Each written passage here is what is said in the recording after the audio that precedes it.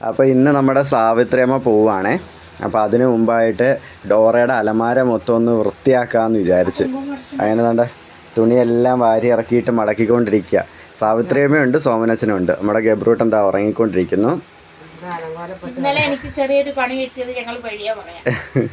ഇത് ഗബ്രൂട്ടൻ്റെ കലണ്ടർ അടിച്ചാണ്. നമ്മൾ birthday cake മുറിക്കുന്നിടത്ത് കൊണ്ട് വെക്കണം എന്നൊക്കെ വിചാരിച്ചാണ് ഇത് സാവിത്രിയമ്മ അടിച്ചുകൊണ്ട് വന്നത്. പക്ഷെ സംഗതി ആ സമയത്തൊന്നും നടന്നിട്ടില്ല.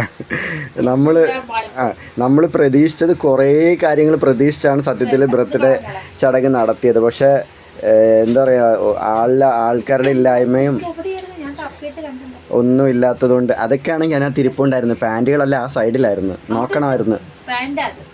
അമ്മേ സെപ്പറേറ്റ് വെക്കും പാൻറ്റ്, അല്ലെ എടുക്കാൻ പാടാ.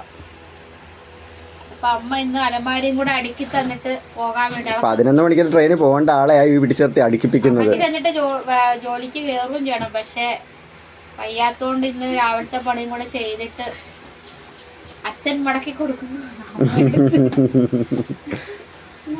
അച്ഛൻ മടക്കി കൊടുക്കുന്നു, അമ്മ ഒന്നും കൂടെ മടക്കുന്നു, എന്നിട്ട് വെക്കുന്നു. അച്ഛൻ നല്ല എളുപ്പത്തിലാണ്